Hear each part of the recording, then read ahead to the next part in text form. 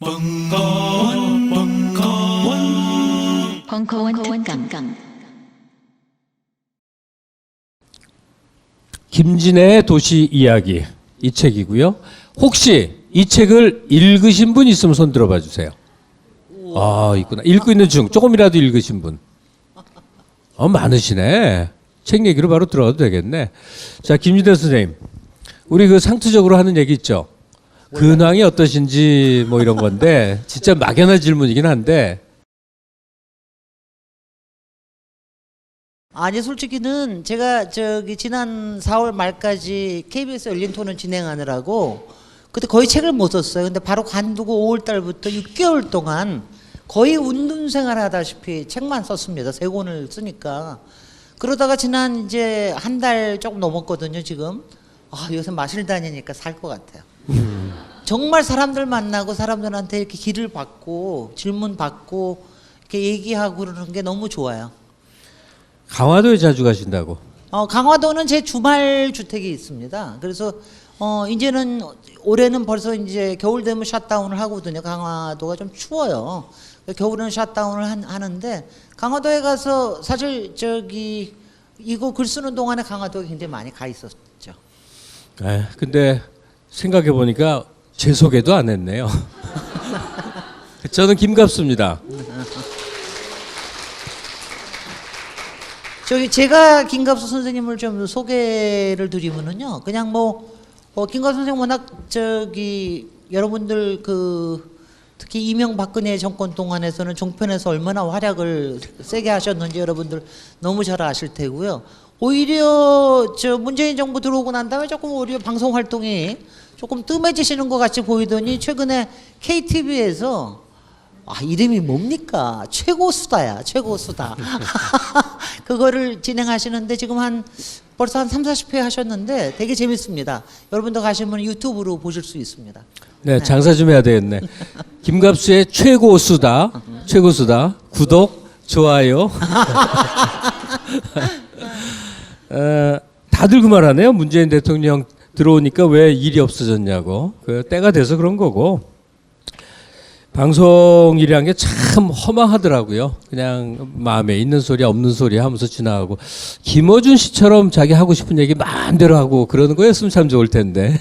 한 2년 동안은 아침에는 뉴스공장, 저녁에는 같은 방송에 김갑수의 마이웨이 파프로 진행을 했었는데 그것도 세월과 더불어 이제 날아가고, 제 얘기를 잠깐만 드리자면 사람마다 이제 변화라는 게 있잖아요. 저도 최근 한 1, 2년 동안에 생각에 큰 변화가 온 거예요.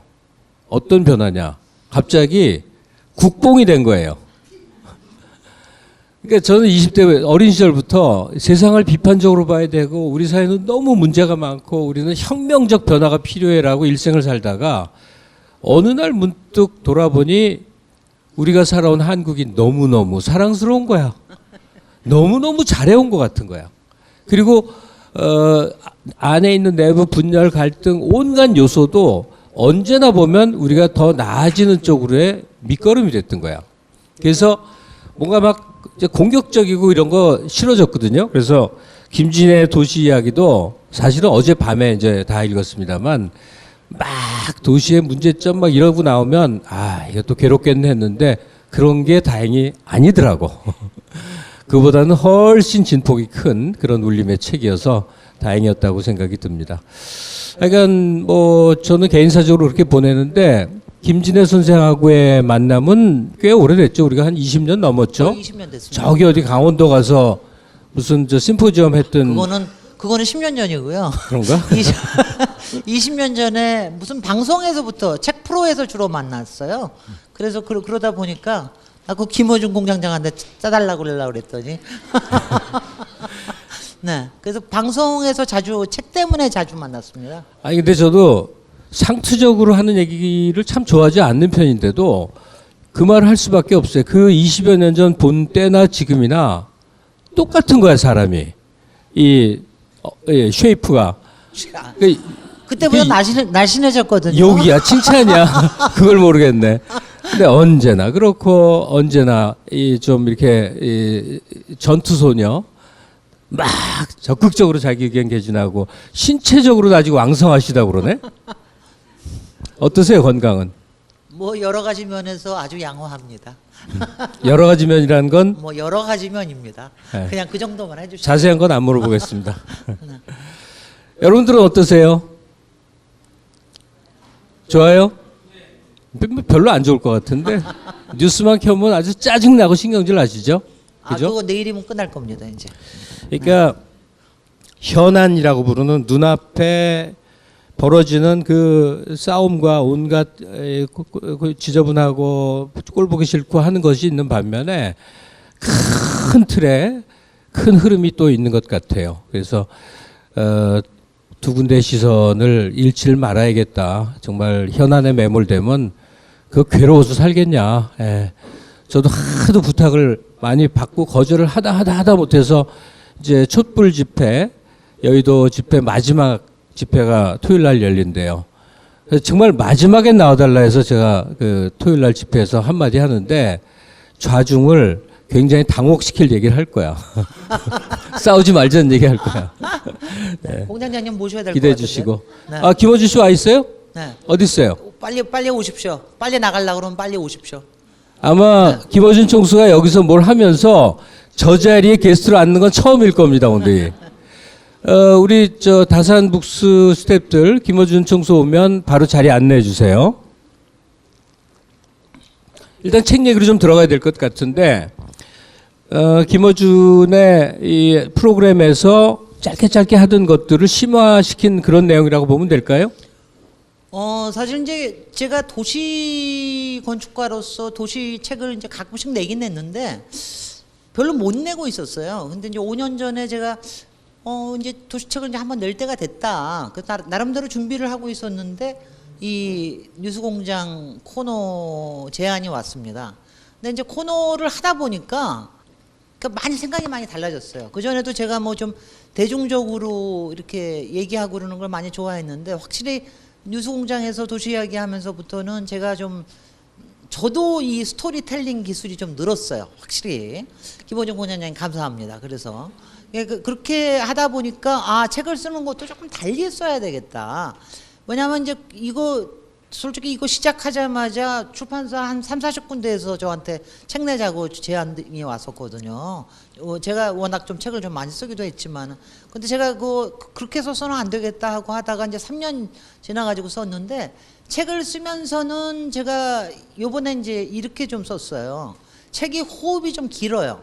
그러니까 보통은 제가 짧은 얘기들을 많이 쓰는데 이번에는 호흡이 좀 길게 썼어요. 그러니까 한 장에 막 어떤 데 100매씩 되고 막 그러는데 그렇게 쓸 수 있었던 것도 사실은 아마 도시 이야기 들었던 청취자들이 조금 더 호흡 긴 얘기를 좋아하실 수도 있을 것 같아요. 왜냐하면 아시다시피 얼마나 우리가 뉴스공장에서 호흡이 빠른지는 여러분들 뭐 다 목격자들 아니에요. 맨날 막 서로 추월하려고 막 난리치고 막 이래서 괜히 미안해 듣는 사람이. 듣던 사람이 저도 시간 막 끝나고 없다고. 나면 제가 미안하고 막 그랬거든요. 그래서 조금 호흡이 길게 하고 싶은 얘기 방해 하나도 없이 내가 하고 싶은 얘기 다 쓰느라고 굉장히 좋았습니다. 그래서 제가 지난 한 1년 동안 쭉 글을 썼는데 항상 좀 청취자들을 생각을 하면서 썼어요. 그리고 청취자들이 제가 이제 그거를 알겠더라고요.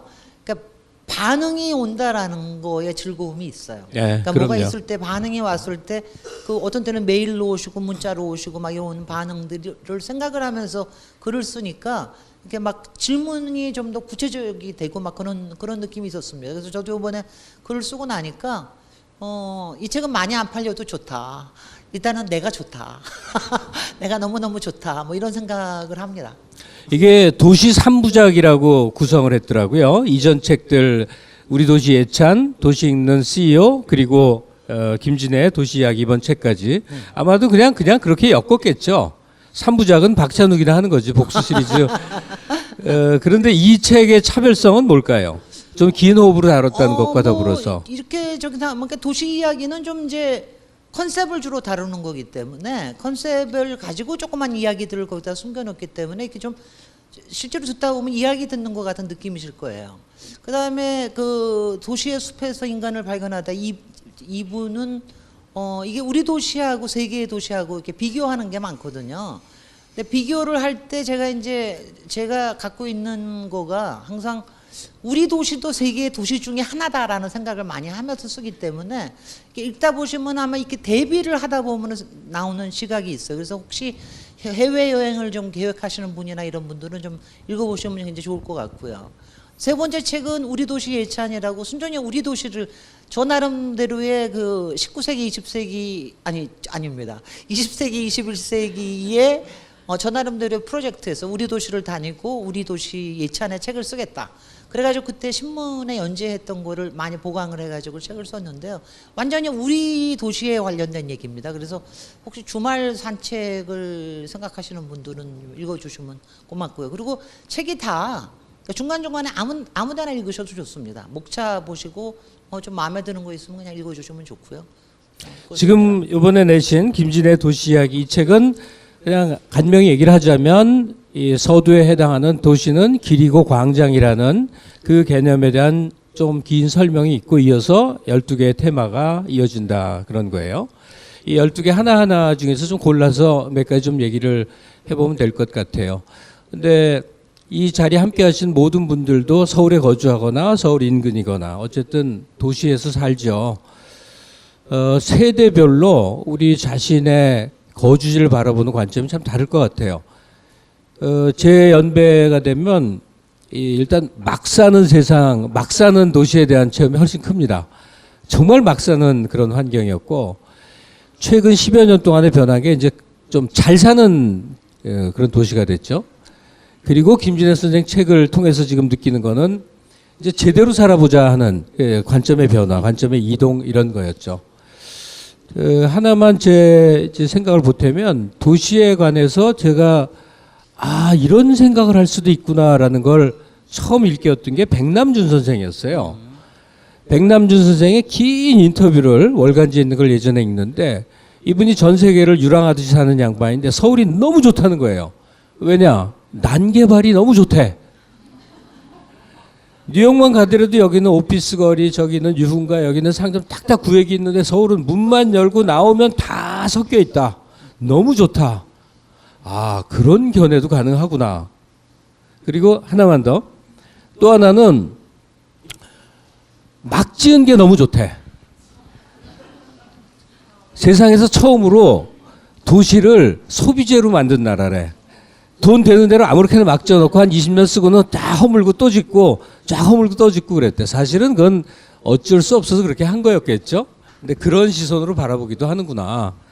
이번 김진애 선생 책을 통해서도 여러 가지 소회가 있어요. 근데 잠깐 신호하시는 거 보니까 김어준 씨 지금 나오나요? 네네 여기 오십니다. 자, 무대에 모시겠습니다. 김어준 총수 오십니다. 네.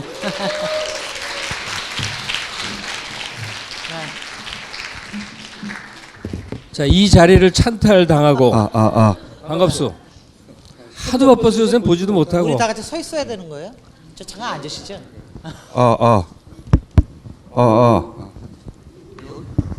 자, 여기는 처음 앉아보는데. 안녕하세요, 김호준입니다. 예.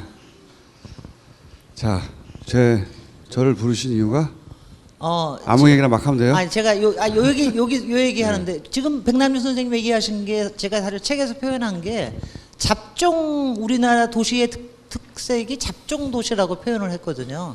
근데 우리가 보통은 잡종에 대한 컴플렉스가 굉장히 심합니다. 트라우마도 심하고 그래서 맨날 순종이나 신종을 좋아하고 맨날 그 컴플렉스에 눌려 사는데 그거에 눌려 살지 않는 우리 총수 잡종의 신화.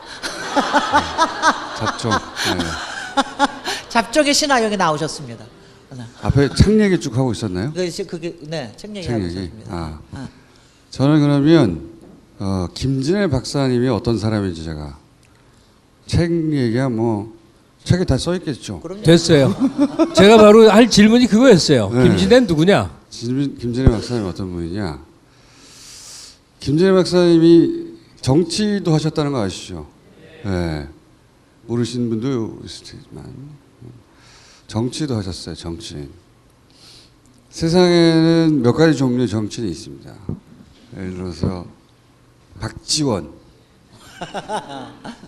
대단히 영민하고 계산이 믿을 수 없을 정도로 빠른 그 나이에 비즈니스맨이죠. 예.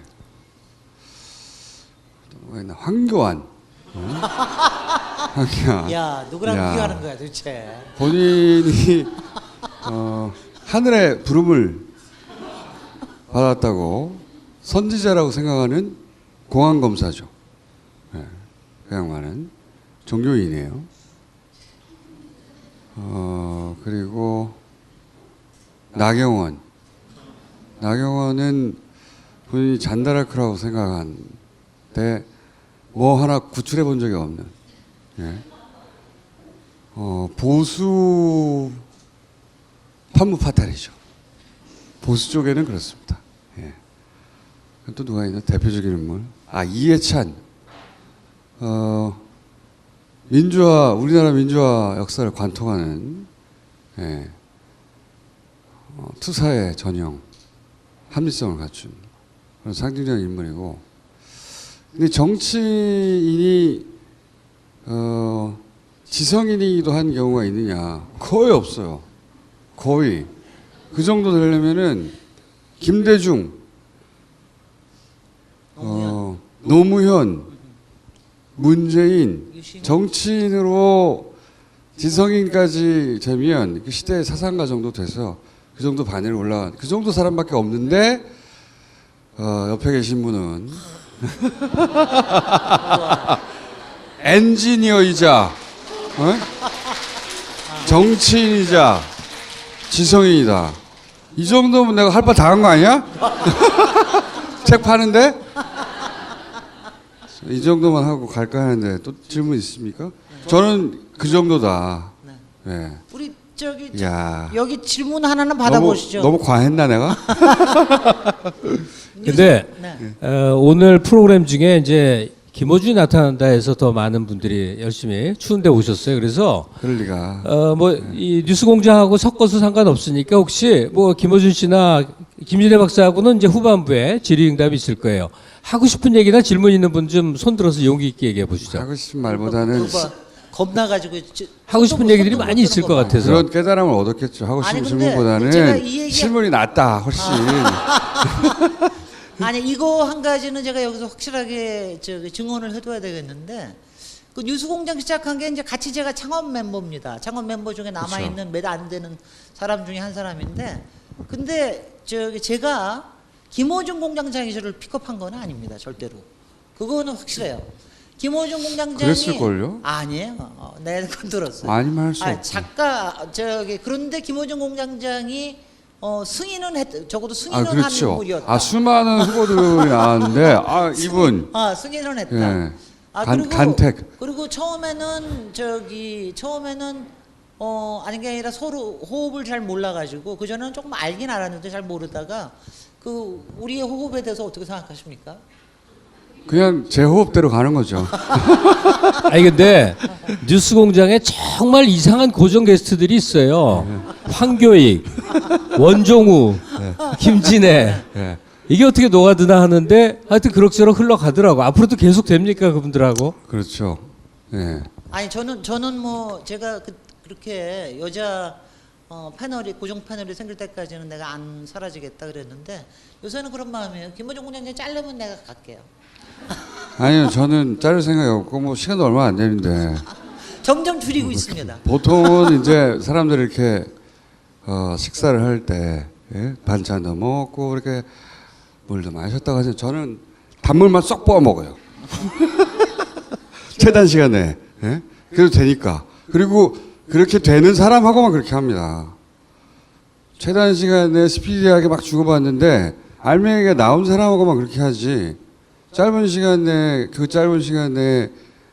별 그 얘기할 시간도 안 되잖아요, 사실은. 그 시간 내에 그걸 못하는 사람하고 그걸 못하는 거죠. 근데요. 그게 되니까 하는 거지. 아니 근데 지금 정말 제가 한 가지만 여기서 칭찬을 하자면은 많이 해주세요. 사실은 저는 한 가지.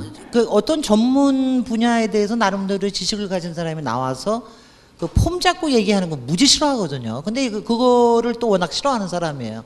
그거는 굉장히 잘 맞고 제가 가끔 가다가 놀라는 게 제가 그리고 김모준 뉴스공장을 제가 왜 그런 짧은 프로에 계속 나가십니까? 이 질문을 굉장히 많이 받거든요. 그런 맨날 그 홀대 받으면서 거기 왜 나가요? 막 이러면서 그러는데 제가 그게 재밌어요. 왜냐하면 저는 가끔 놀라는 게 그러니까 솔직히 김호중 공장이 뭐 관심이 도시에 없잖아요. 뭐 관심 있는 데는 딴 거 뭐 음모나 이런 거 관심 그렇죠. 있고 관심 별로 없고 맨날 고깃집에 관심이 있죠 도시. 그런데 고깃집이 어디 있나? 그러다가 뭔가 하나 주제를 던져가지고 뭐 얘기할 때 아니 반짝반짝하게 핵심을 딱 짚어서 얘기를 하는 게 있어요. 그건 내가 너무 그럴 때 그럴듯하고.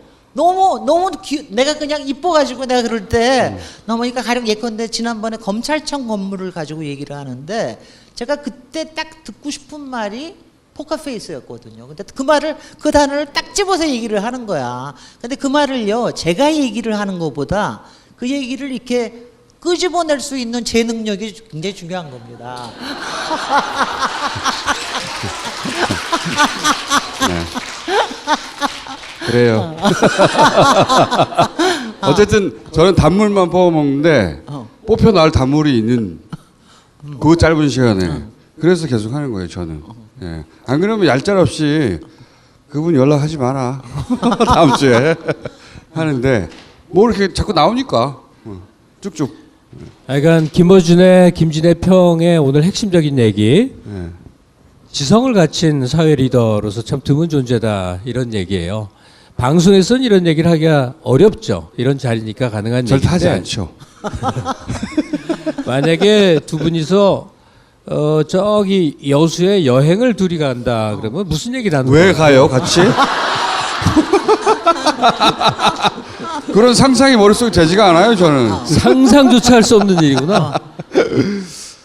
나는 김진애 선생이랑 강원도 저기 어디 산골도 갔었는데. 아 제가 운전하고 갔어요. 제가 4시간 왜 그래요, 6시간 두 분? 운전하고. 우리도 한때 그런 날이 있었답니다. 네. 저는 그러지 않을 겁니다. 네. 하여튼 저는 도시 건물 관련해서는 가장 먼저 새로운 도시 도착하면 제일 높은 곳으로 올라가요. 우선 오래전부터 배낭여행 도시여행이니까 할 게 그거밖에 없네. 자, 그래서 예. 이 시간이 굉장히 가요, 좀 이제? 없다 그래요. 그래서 기왕 자리에 모셨으니까 네. 이 얘기는 좀 듣고 싶어요. 김진애 선생 책은 책이고 예. 책이고.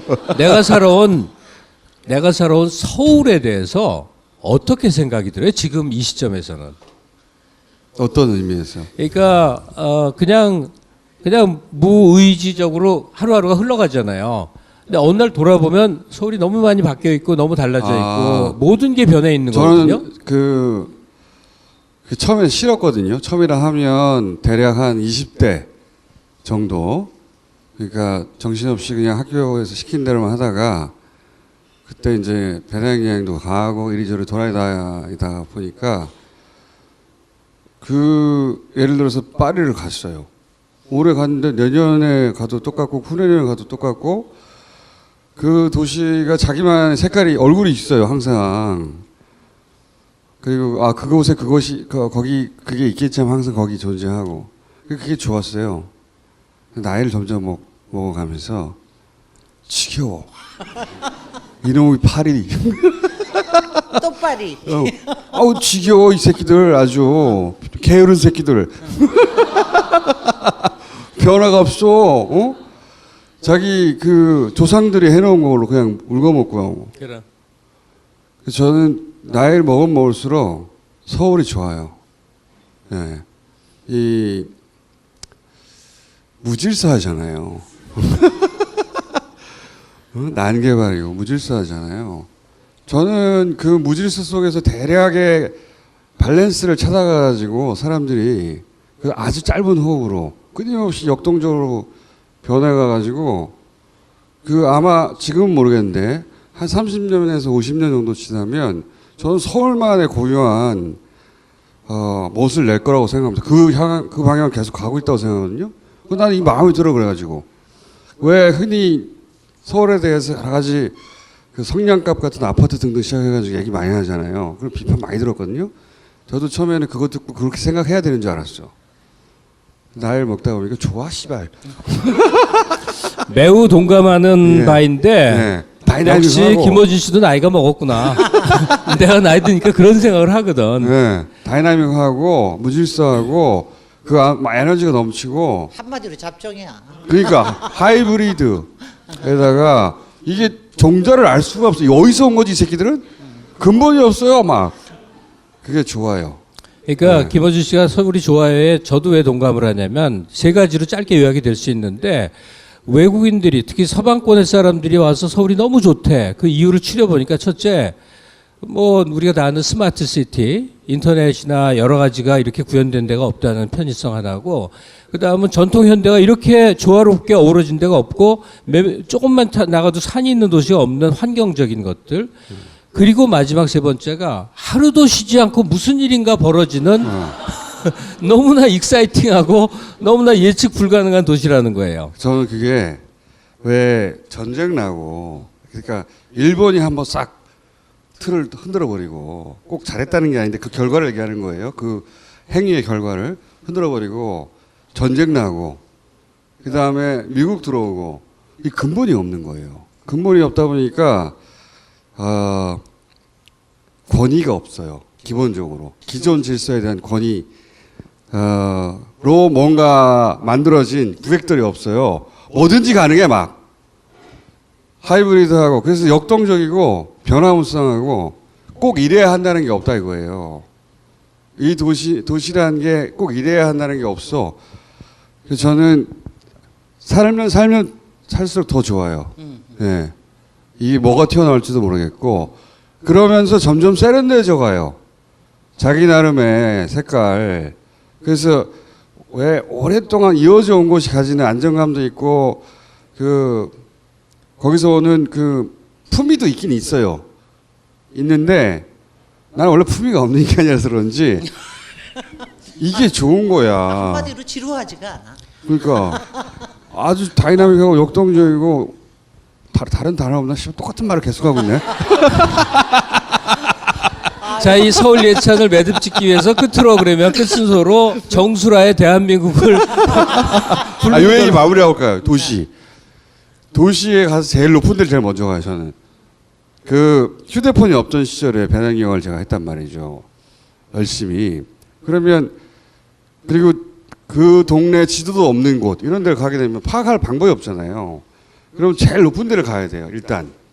그래서 지형을 파악해야 내가 길도 잃지 않을 것이고 대충 저기 있구나. 내가 보려는 데는 저기 있고 여기 사람들이 많이 사네. 이게 머릿속에 들어와야 그다음에 지도도 없고 뭐 구글도 없으니까 그 파악을 해야 되잖아요. 제일 높은 데로 올라가요. 탑이 있으면 탑에 가고 산이 있으면 산에 올라가고 건물이 있으면 제일 높은 건물 올라갈 때 한번 쫙 봐 이렇게. 신기한 게 저한테는 가장 먼저 눈에 띄는 게 고깃집입니다. 자, 이 얘기를 제가 나중에 책으로 한번 세계의 고깃집. 응? 제가 갈라 그러는데 그래요? 고기. 몇 번 보냈어요?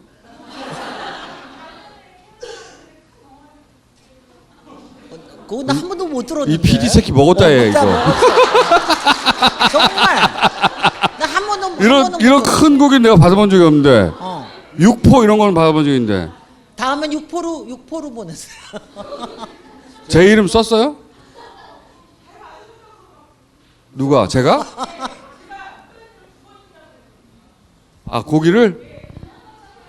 근데 제가 어떻게 잘 받았다고 전달했죠?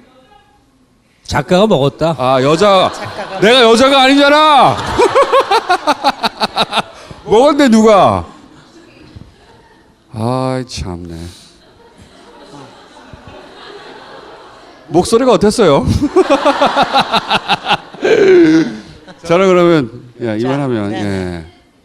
네, 이제 이 한 번만. 마지막 질문으로 해서 기회를 드릴게요.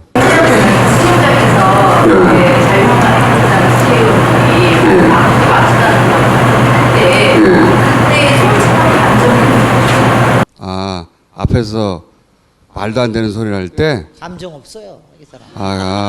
그럴 때 대부분은 멍하니 봐요.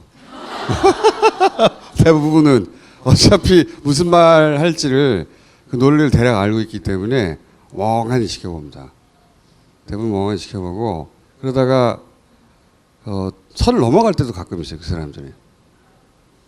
그러면 뉴스 공장을 더 이상 하지 않아도 좋으니 때려야 하나? 욱할 때 가끔 있죠. 대부분 근데 멍하게 봐요. 안 됐다는 생각도 하고. 사람이 이렇게밖에 생각할 수 없구나. 안 됐다는 생각을 주로 많이 해요. 멍하게 쳐다보면서. 근데 그게 너무 보여요. 너무 보여서. 그러니까 최대한 아무 무표정하게 생각 하려고 없이 하는데. 네. 나는 계속 이렇게 하면 너무 보여서. 그 얘기를 듣는 김어준 씨보다는 거기 나오는 한국당 의원들이 참 안 됐어. 그걸로라도 인지도 높이겠다고. 네. 사실 구박받는 거 뻔히 알잖아요, 본인들도. 그런데도 그냥 나와서 그래요. 근데 요즘 걱정되는 게 뉴스만 틀면 진짜 황교안, 이제 나경원은 아웃됐지만 맨 한나라당 의원들만 얘기를 해요. 맞아요. 한국당 의원만. 그러니까 민주당이나 진보 계열에 그렇게 막 재밌는 캐릭터로 자주 거론되는 존재가 없어져 버렸어요. 다 진지하고 심각한 얘기할 때만 등장하지. 정청래는 식상했고 큰일 났어. 그런 존재가 없어갖고. 예, 저는 전해드리겠습니다. 엊그제 봤어요. 저기 김어준 총수가 네. 사명감을 갖고 네. 그런 캐릭터를 좀 발굴을 해주셨으면 좋겠어요. 박경미 의원 갖고 노는 거 아주 좋더라고. 알겠습니다. 자, 오늘은 멍하게 봅니다. 하여튼. 북 콘서트인 거로 김어준 총수를 여기서 보내드리겠습니다. 이제. 네, 고맙습니다. 자, 저기 널리 실물이 훨씬 낫다고. 나 좀 남아야 되니까. 마이크 두고 갔어요. 그래요? 네, 고맙습니다. 들어가요.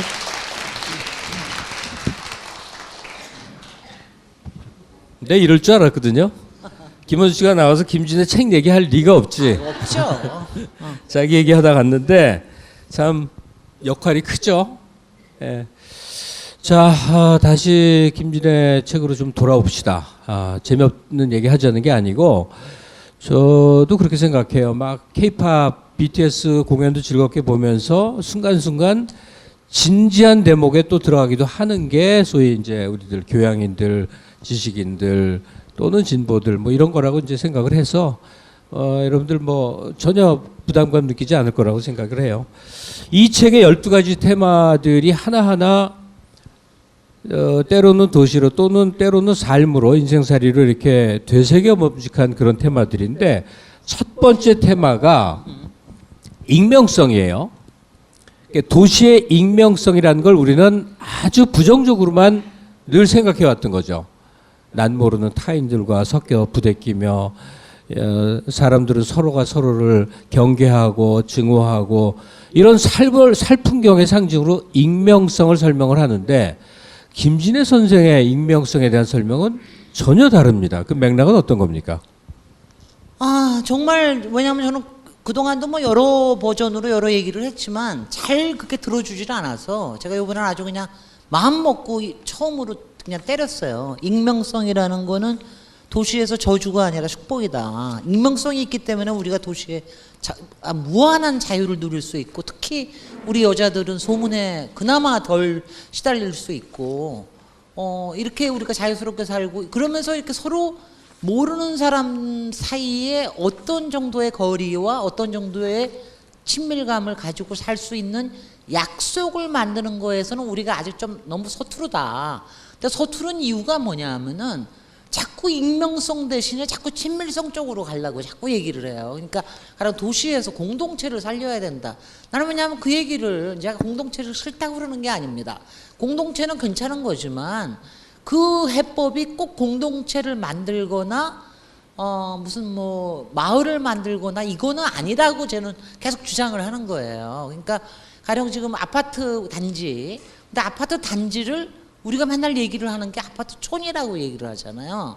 그게 뭐냐면 그 안에서는 촌처럼 살고 싶은 거예요. 그러니까 익명성 싫다 이거지. 촌에서 살고 싶다 이거예요. 그러면서 하는 짓이 뭡니까? 딱 둘러싸고 자기네들만 들어가고 그 마을 바깥에 있는 사람들하고는 단지 연 안으로 끊고, 벽을 쳐놓죠. 연 끊고 살잖아요. 그러니까 그래서는 안 된다. 우리가 익명성이라고 하는 걸, 그러니까 왜냐하면 특히 도시의 역사를 보면 항상 이방인들한테 열어주는 거, 이방인들이 마음대로 교류를 할 수 있게 하고, 이방인들이 자기를 표현하게 하고, 그리고 그 안에 있는 사람들도 이방인의 시각을 잃지 않으면서 얘기를 하고, 그러다가 뭐 이제 집회 나가면 가가지고 다 같이 이것도 하고, 뭐 광장에서 만나도 좋고 길에서도 만나도 좋고, 이렇게 하는 걸 좀 자연스럽게 받아들여야 되는데 아직도 그게 그렇지가 않다. 우리 사회에서 이 아직도 솔직히는 그렇지 않습니까? 우리가 뭐 지금 우리 DNA가 뭐 저기 뭐야 옛날 공룡기 시대에 만들었던 DNA를 아직도 가지고 있다고 그러잖아요. 빙하기 때 만들어졌던 거. 그러니까 우리가 지금 도시를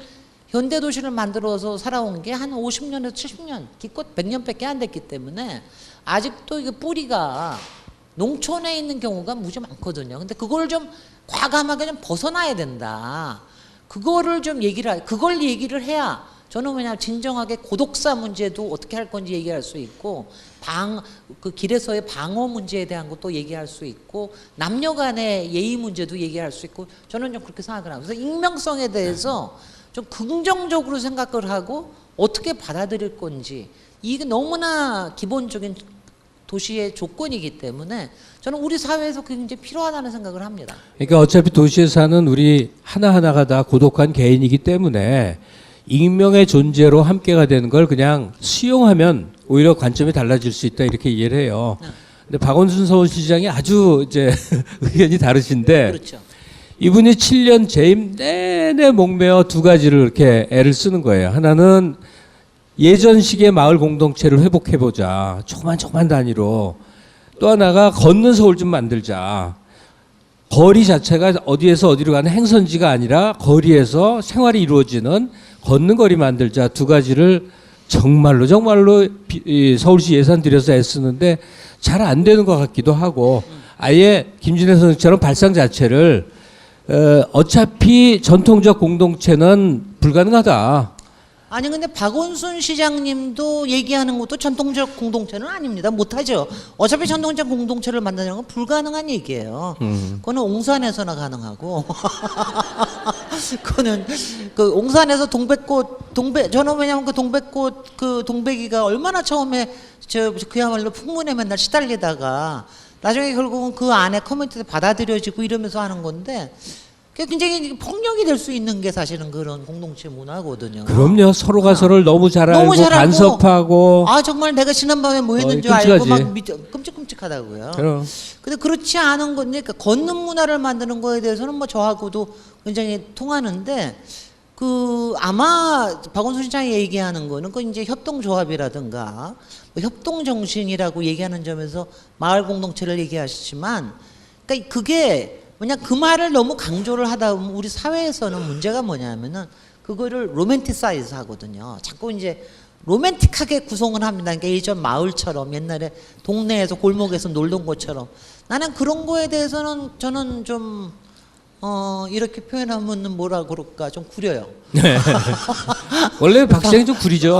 박원순 시장님한테 그럴 수는 없지만 좀 그런 거 하면 그거는 좀 아닌 것 같다. 네. 그러니까 뭐 이런 생각합니다. 근데 아마 두 개가 대립된 의견이 아니라 서로 노력하는 부분의 차이인 것 같은데, 지금 익명성을 수용하고, 그런데 그 익명이 불편한 것이거나 괴로운 게 아니라 좋은 것으로 전환되어 있는 가장 전형적인 모습이 지금 이 자리죠. 여기 앉아있는 우리 모두는 서로가 서로를 잘 모르는 사람이라고. 그런데 또 다 알고 있어. 김어준이 하는 툭툭 던지는 농담 한마디 한마디를 우리는 다 이해하고 그 컨텍스트 맥락을 알고 웃고 반응하고 한 가지 생각을 해본 적이 있고 한 가지 노력을 해본 적이 있고, 그래서 다 같은 마음이 또 있어요. 그죠? 이런 공동체 의식이면서 개인의 삶은 낱낱인 상태가 확대되면 얼마나 좋은 세상일까. 네. 그런 생각을 해봐요. 바로 그겁니다. 그래서 그런 표현을 잘 공동체라고 표현을 안 하고요. 그걸 갖다 공공체라는 표현을 많이 하거든요. 공공적인 어떤 의식을 우리가 같이 한다 이거죠. 그리고 필요할 때, 왜냐하면은 여러분 이제 제가 다음 책에 쓸 건데요. 최고의 만남은 다 다시는 만나지 않을 것이기 때문에 만나는 사람이 정말 최고의 만남이거든요. 택시 그런 운전사. 만남. 택시 운전사. 택시 운전사한테 무슨 얘기는 내 별 얘기 다 합니다. 별 내 얘기. 정치적인 의견까지 다 얘기해도 돼. 그 사람이 난지 모르면 아무거나 얘기해도 돼요. 안 볼 거기 때문에 별 얘기 다 해. 나의 무슨 이상한 라이프까지 다 얘기해도 아무 상관없어요. 왜냐면 막 그게 뭐냐면은 여러분들도 왜냐면 제가 평생에 기억하는 여러 만남 중에서 아무렇지도 않게 길에서 보스턴의 한 광장이었는데 우리 둘이서 뭘 얘기하고 있는데 옆에서 갑자기 어떤 사람이 그 얘기에 끼어드는 거예요. 그러니까 거기서 끼어들어서 거기서 2시간 동안 토론을 하면서 얘기를 했습니다. 길에서. 아니 얼마나 근데 그 사람이 어디 사는지 난 몰라. 근데 그런 사람이 이 도시에 이렇게 많을 수 있다는 것 자체가 너무나 기분이 좋은 거죠. 그러니까 저는 우리가 좀 그래야 된다고 생각을 합니다. 그러니까 저도 그 종로 상가에 우리 어르신들 모시는데 왜냐하면 태극기 부대 모시는 이제 광화문에서는 그럴 수가 없어요. 그렇지만 이제 제가 그 종각 앞에 거기 가서는 이제 어르신들 많이 있고 저기 하면은 살금살금 가서 이제 그런 걸 좀 시도를 해보거든요. 근데 굉장히 어려워요. 예. 우리는 왜냐하면은 그렇게 있으면 자기 영역이나 이런 것들을 분명히 하고 상대가 누군지가 명확하지 않으면 얘기를 하기가 참 어려워요. 근데 그렇지 않은 사회가 됐으면 저는 좋겠다는 생각입니다. 이 만남이 정말 캐주얼하면서도 진지하게 자기를 이렇게 교류할 수 있는 그게 진짜 영혼의 교류 아닌가 이런 생각을 합니다. 도시공간이 주는 익명성에 대한 테마가 구체적인 한국의 도시공간 속에 녹아져 있고요. 한 두세 가지 정도의 테마만 더 하고 그리고 여러분들과 함께하는 시간으로 넘어가 보죠.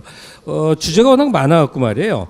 요건 좀 짧게 얘기했으면 좋겠는데 권력과 권위로서의 그런 공간 아직은 우리나라 참 촌스러운데 청와대, 국회의사당 그다음에 각종 지자체들의 그 건물들 특히나 그 군청, 시청, 도청들 어마어마하게 짓는 그 크기에 대한 이 강박들 이런 것들에 대해서 자세히 쓰셨어요.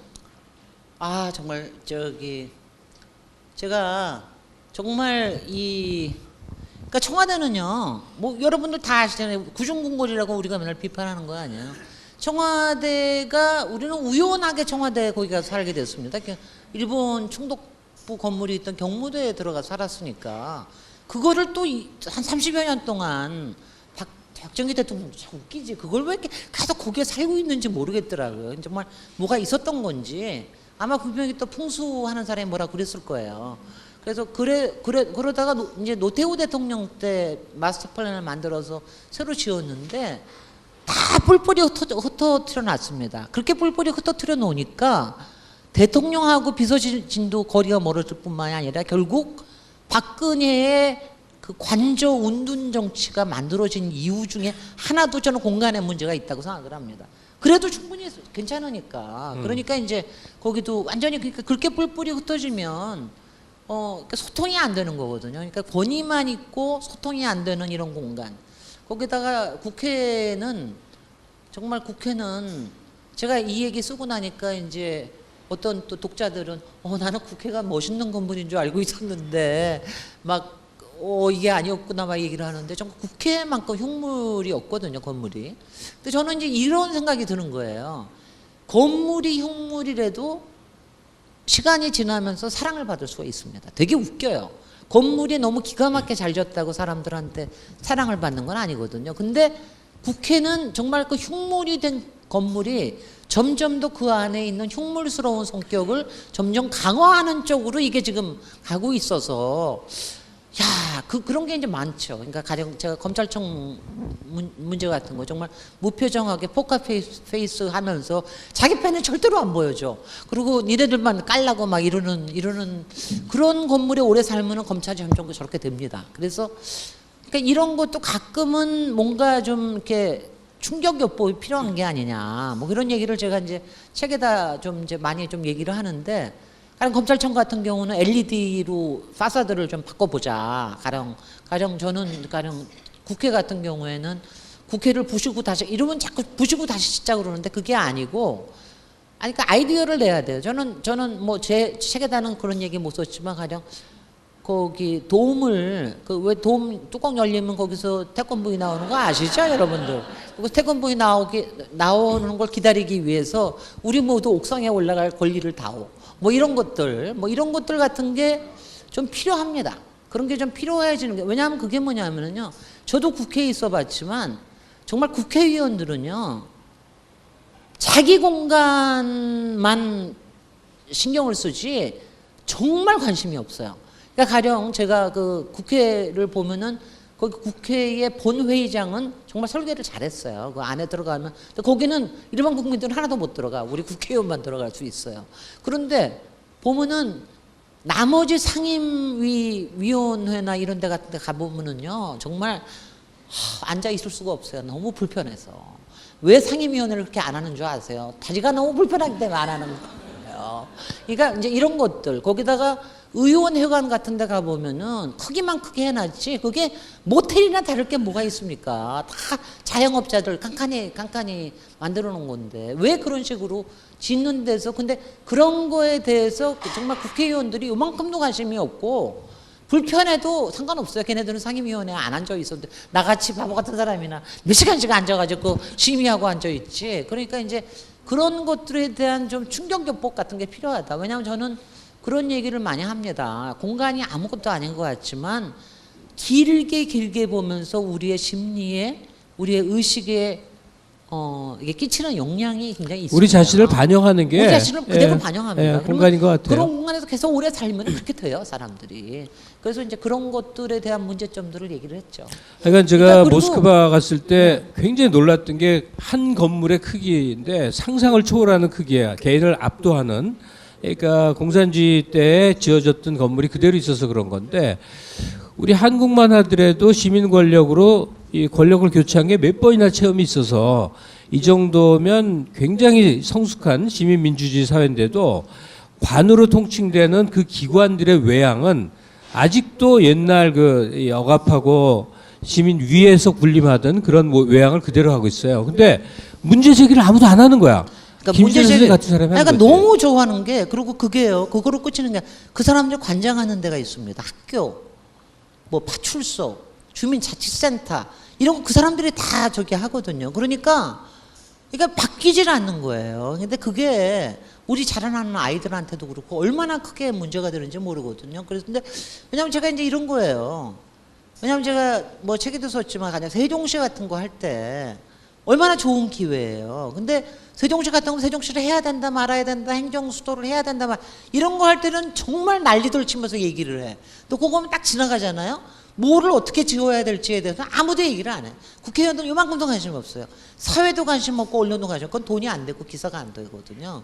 그거를 바꿔낼 수 있는 게 시민사회인데 저렇게 지금처럼 조달청이 저렇게 하는 식으로 내버려 뒀다가는 맨날 그렇게 됩니다. 그리고 저 행정자치부 뭐 이런 그거를 저도 뭐 평생을 문제 제기를 해오고 저걸 해왔지만 참 이게 바뀌기가 쉽지는 않습니다. 그러니까 지금 우리가 아는 프랑스 파리가 1800년대 중반에 어떤 백작에 의해서 다 구상돼서 만들어졌다는 거 아니에요? 지금 보는 파리가. 그러니까 한국도 대통령이 바뀌든 정권이 교체되든 전혀 그런 거에 굴하지 말고 김진애 국토부 장관쯤이 한 20년쯤을 완전한 재량권으로 국토부 장관은 부동산 값 잡아야 돼요. 한 사람이 좀 오래 하는 것 좀 봤으면 좋겠어요. 네. 자, 가장 좀 남자분 이 머리 이거 긁고 계신 분, 네. 가장 최근에 여행했던 도시가 어디예요? 뭐 어디든.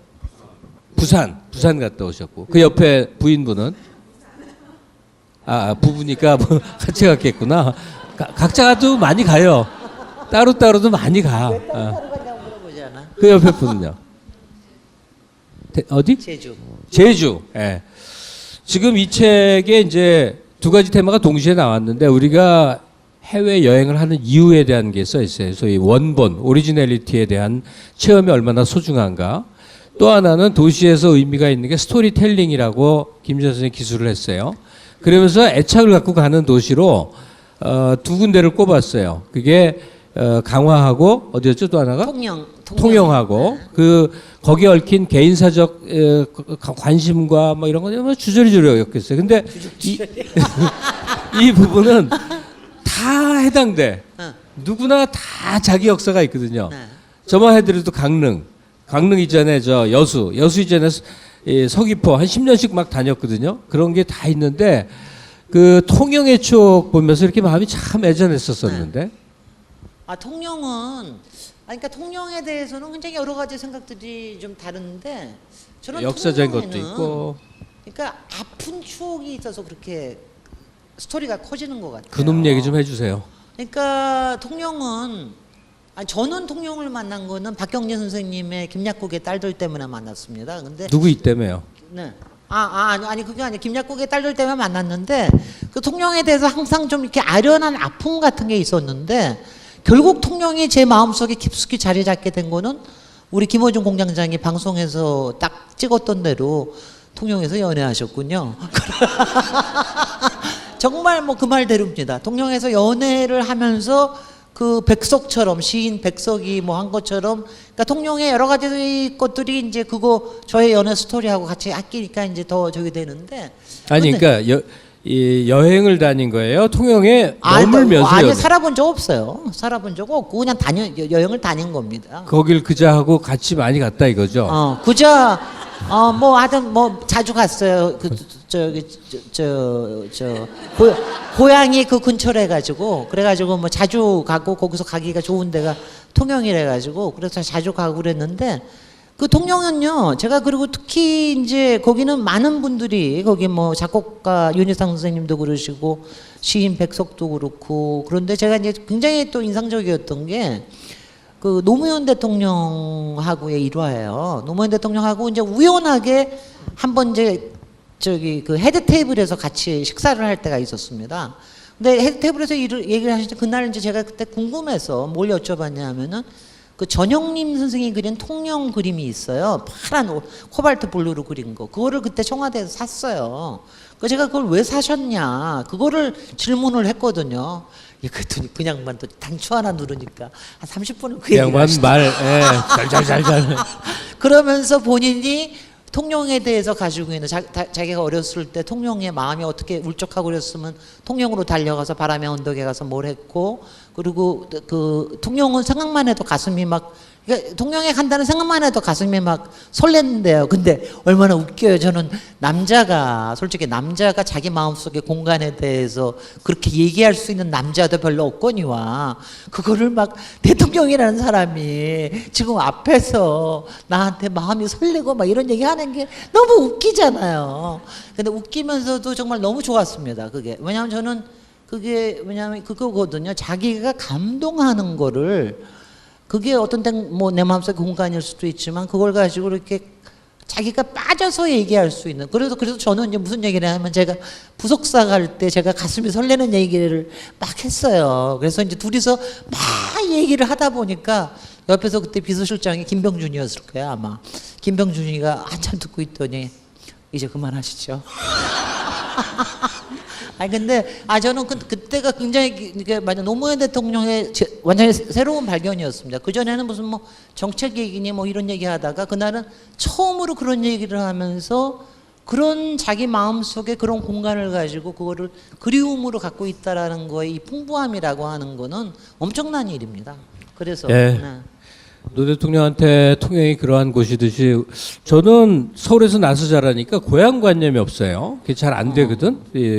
왠지 그 전원이 있어야 될 것 같고 그러다 보니까 한 군데를 계속 가면 마이 홈타운 이런 느낌이 드는 거예요. 근데 그런 것들은 후배들한테도 친구들한테 참 권장하고 싶더라고요. 여기저기 많이 다니는 거 그냥 영상으로 봐도 되고 내 이 살과 피가 묻어 있는 것 같은 느낌은 역시 많이 가고 많이 알고 많이 느껴야 되는 거 아니냐 하는데 하여간 새해가 되면 저는 이제 강릉은 고만 가고 목포로 바꾸기로 했어요. 손혜원 의원 카페 하는 친구를 만났는데 아주 이쁘더라고. 그 친구도 볼 겸해서 이제 목포를 간다 새해부터. 그럼 또 몇 년 계속 가는 거예요. 한 군데만 계속 가면 이 김진애 책에 있는 그대로 스토리텔링이 생기는 것 같아. 그 길 걷던 때 생겼던 일들, 뭐 먹었던 음식, 우연찮은 만남 이런 것들이 자꾸 생겨나고 그래요. 선생님 책 내가 본 중에서 그 스토리텔링 그 테마가 제일 좋았었어요. 그거야 김갑 선생님 착하시니까 시인의 마음으로. 지금 이 내용으로 들어가면 굉장히 이제 많습니다. 근데 끝으로 하나 정도 이거는 좀 짚고 넘어갔으면 좋겠어요. 우리가 도시 예찬을 할 수도 있고 한국이 이뤄낸 도시의 좋은 면모를 이 전문가의 시각으로 분석해 볼 수도 있지만 그럼에도 불구하고 우리는 얼마나 더러운가? 우리는 얼마나 문제가 많은가? 얼마나 개선돼야 하는가? 욕망 덩어리인가? 그래서 비읍자 돌림이라고 이 LCT를 예를 들면서 도시를 설명하신 게 있어요. 한번 진단을 내려보시죠. 한국의 도시 상황이 어떤 건지. 이거는 이게 한 10년 전 있으면 굉장히 달라지고 그러지만 제가 책에다가는 일부러 너무나 세게 쓰지는 않았지만 마지막에 여러분들이 특히 마지막에 9장, 10장, 11장, 12장은 이제 조금 진지하게 들어가서 지금 현재 문제를 얘기를 하고 있는 거거든요. 근데 지금 하여튼 도시에서 일어나고 있는 게 많은 게 좋은 게 일어나고 있지만 정말 나쁜 거는 이제 문제는 양극화하고 젠트리피케이션이거든요. 지금 이게 도시를 완전히 약탈을 하고 있습니다. 그리고 이거는요, 고삐를 잡지 않으면은 엄청나게 심각해질 겁니다. 그게 도시 안에서도 일어나고 도시 간에서도 일어나고. 근데 그 중에 하나가 이제 지금 뭐 이제는 아파트 단지 정도가 아니라 초고층 아파트. 근데 이제 그 중에 초고층 아파트, 솔직히 초고층 아파트 저희가 처음에 들어오게 된 거는 사실 김대중 대통령 때 그때 IMF 있고 난 다음에 조금 풀어줬거든요. 근데 그때도 솔직히는 그때 풀어줄 때 뭐 이 수요가 있기는 있으니까 어느 정도는 이게 가다가 그치리라라고 생각을 했지 이렇게 많이 번지리라고 생각은 안 했어요. 근데 지금 이게 각 도시에 번져 나가고 있는 거를 보면은 그리고 특히 지금 이제 초고층이 제일 많은 데가 부산인데 부산의 LCT 같은 걸 보면은 이게 보면은 정말 이런 일이 감히 어떻게 일어날 수가 있을 정도일까 싶게 특혜와 특권과 반칙과 범법과 위법과 뭐 이런 것들이 범벅이 돼 있거든요. 근데 이거 저희가 굉장히 심각하게 생각하는 게 지금 우리가 겉에만 볼 게 아니라 지금부터 여태까지는 이제 우리가 독재 시대 때 권위주의 시대 때 뭐 이제 개발 독재라고 그래가지고 뭐 했던 것들 그다음에 우리가 그동안 뭐 여러 가지 부패 뭐 맨날 조합 비리 이런 건데 이제부터는 무슨 일들이 일어나냐면은 이른바 금권 정치라고 그래가지고 이른바 어떤 기득권들이 그 기득권들이 키우는 정치 세력과 언론 세력과 결탁을 해가지고 그쪽으로 몰고 갑니다. 그게 지금 뭐 이미 일어나고 있고 더 심해질 거예요. LCT가 정확히 그랬고요. 지금 초고층에 대한 문제, 초고층이 얼마나 살기 나쁜 거, 그다음에 일반의 건강이 얼마나 나쁜 건지를 언론인들 다 알아듣고 절대로 안 쓰거든요. 왜냐하면 광고하고 결탁이 돼 있기 때문에 광고 단가가 뭐 말도 못하게 많거든요. 분양 단가. 그래서 이런 부분들에 대해서는 우리 사회가 심각하게 그 고민을 해야 된다. 왜냐하면 제가 우리가 이제 조금 뭐 아까 김어준 총수도 그렇고 좀 좋은 뜻으로 우리 사회는 굉장히 좋아지고 인부 질서가 나름대로 동력이 돼서 가령 정말 우리 저 봉준호 감독이나 이런 사람들이 이 잡정 도시의 매력을 완전히 파헤쳐가지고 영화를 만드니까 근사한 영화를 만드는 거거든요. 이것도 좋지만 이거 놔두면은요. 우리가 맨날 보는 SF 영화의 미래 도시 있지 않습니까? 그러니까 잘 사는 사람들하고 미래 나머지 이렇게 갑니다. 그렇게 가는 지금 우리가 중에 있는 거예요. 그 사이에서 해야 될 일이 그야말로 정치와 공공이 해야 될 일, 그 다음에 시민들이 모이는 협동의 이 연대의 생각들 이런 게 있어야 되거든요. 그 문제에 대한 거는 좀 많이 생각을 하시면 좋겠다 싶고요. 제가 특히 이제 그 마지막에 돌연변이와 진화에 대해서 제가 얘기를 쓴 거는 제가 달동네를 많이 가니까 사람들이 왜 달동네를 가, 특히 알솔신잡에서 달동네를 가니까 왜 그 부산 달동네를 왜 가냐고. 거기 양정호 그 친구가 그 PD가 책임 PD가 건축가 출신이에요. 아니 도시과 출신이에요. 그러면서 거기 가서 길을 막 헤매고 있는 거예요. 야, 너는 아직 여기에 원칙도 파악을 못하고 뭐하냐. 내가 그냥 가르쳐주고 그랬는데 왜 저한테 가느냐 제가 얘기를 물으면 책에는 뭐 자세히 썼지만 이런 겁니다. 저도 훈련된 건축가로서 또 훈련된 도시계획가로서 많은 신도시를 만들고 저기를 했지만 제가 맨날 달동네를 갈 때마다 이런 걸 느끼는 거예요. 이거는 사람이 설계해서는 절대로 만들지 못하는 공간이에요. 그러니까 이렇게 설계를 하지 못하는 그런 공간을 어떻게 이렇게 기가 막히게 시간 100년이 지나도 이렇게 진화하면서 괜찮은 공간으로 만들어 나갈 수가 있느냐. 왜 우리는 이런 능력이 없느냐. 이거 가지고 이제 저는 나름대로 고민을 합니다. 그래서 그리고 신도시나 뭐 지금 이제 새로 짓고 있는 여러 가지 뭐 경제 자유 구역이나 이런 거 요새 폼나게 짓지 않습니까? 정말 폼나게 짓거든요. 길도 너무 멋있고 그리고 조경은 너무 제가 그때 갈 때 아니 왜 이렇게 잘 만들어 놓는데 재미는 왜 이렇게 없는 것이야. 이게 이 문제가 지금 이제 이 문제를 우리 사회도 이제는 이제는 이제 큰 거나 뭐 완전히 새로운 거나 이런 거에만 집착할 때가 아니거든요. 그래서 그런 문제를 좀 얘기를 좀 했으면 좋겠다. 뭐 이런 생각을 했습니다. 네. 그 밖에도 뭐 항목은 굉장히 많은데 그건 직접 이제 책을 읽으셔야 될 것 같아요. 이방인의 시선으로 내 공간을 다시 한번 보기 이런 항목들도 참 좋았었습니다. 이 최근에 읽었던 몇 권의 책 중에서 아주 인상 깊은 두 권이 있어요. 바로 김진의 도시 이야기하고 또 하나가 풍운의 도시 난징. 그것도 도시 이야기예요. 어떤 기자가 여긴 사석 비슷하니까 얘기해도 되겠지. 이혼하고 에휴 너무 싫어서 빙 떠났고 난징에 박혀서 20년을 산 거라. 언제 시기예요? 최근에 최근에 신간으로 나온 거예요. 네. 그래서 거기에 2000년 역사와 최근 삶의 얘기를 하는데 정말 그거는 이제 선생님은 도시 건축학 전문가로서의 글이고 그거는 그냥 인문학적인 그런 글이에요.